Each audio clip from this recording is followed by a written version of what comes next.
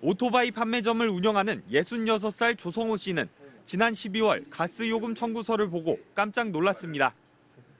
최근 요금이 많이 올랐다지만 주택 난방용으로만 쓰는 가스값이 무려 60만 원이 넘게 나온 겁니다. 가스를 쓰지 않는 1층 매장과 2층 주택의 계량기가 분리되지 않고 하나이다 보니 2배가량 비싼 업무 난방용 요금이 적용된 겁니다. 공사를 할 때 계량기 2개 구분을 했어야 하지 않냐.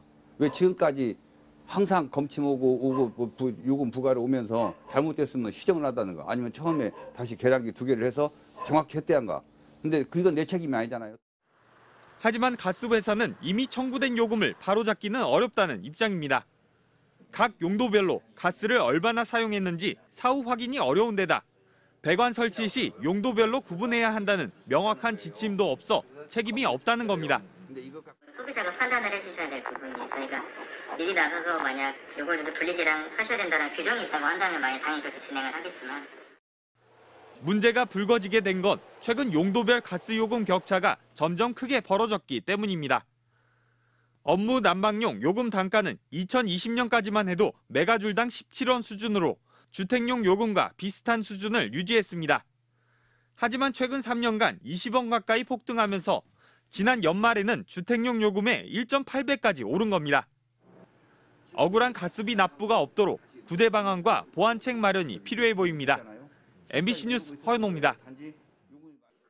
이정준 씨 부부는 22개월 된 아들과 인천 영종도의 방 3개짜리 아파트에 살고 있습니다. 엊그제 받은 고지서에 난방비, 도시가스 요금으로 16만 5,310원이 부과됐는데 1년 전보다 50%나 늘었습니다. 지난달 17만 원이 넘게 나온 난방비에 놀라서 실내 온도를 낮추고 난방을 덜해서 이 정도입니다. 아이를 데리고 이제 외출하는 경우가 좀 잦아졌고요. 보일러를 틀지 않기 위해서. 그리고 또 집에 들어오면은 난방비를 아끼기 위해서 방 한 군데서 생활을 한다거나. 가게 운영을 위해 가스를 많이 쓸 수밖에 없는 소상공인들에겐 이번 고지서가 더 큰 충격입니다. 고지서에 덜덜 떤다. 덜덜 떤다. 덜덜 떤다. 참다 못한 이들이 한자리에 모였습니다.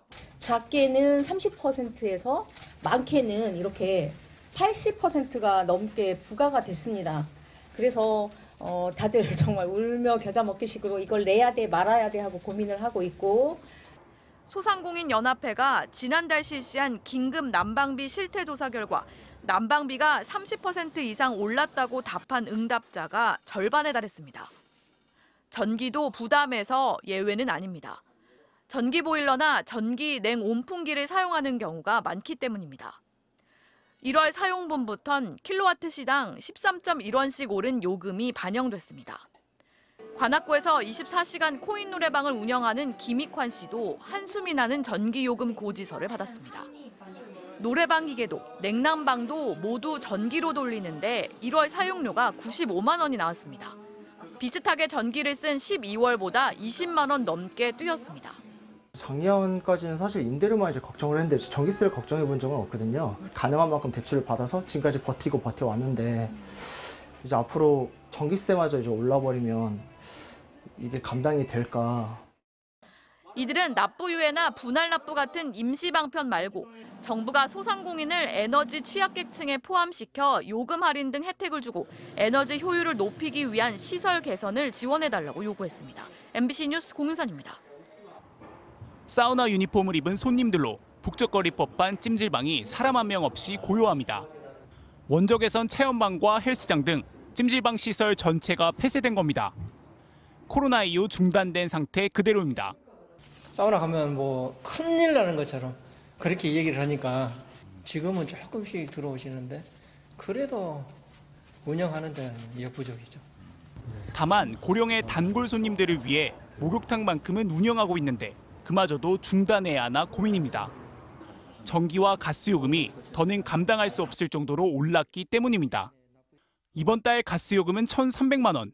1년 전 고지서와 비교해봤더니 무려 630만 원이나 올랐습니다. 전기요금 역시 마찬가지. 작년 이맘때 1,000만 원 수준이던 요금이 올해는 1,400만 원대로 뛰었습니다.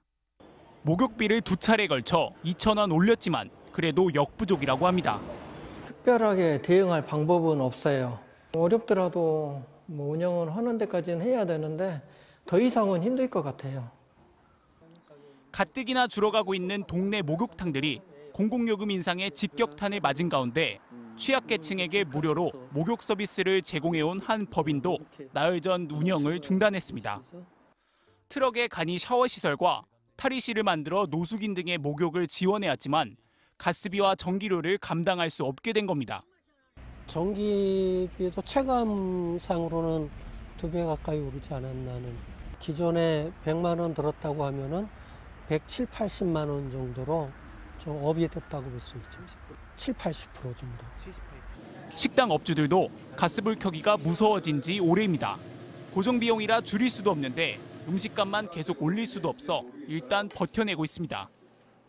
물가는 오르는데 손님들 주머니도 생각을 해야 되고 올릴 수는 없고 하루하루 지금 버티는 그런 마음으로 해나가고 있어요. 코로나 사태를 견뎌낸 영세 자영업자들이 곧바로 이어진 공공요금 인상의 타격에 힘겨워하고 있습니다. MBC 뉴스 차현진입니다.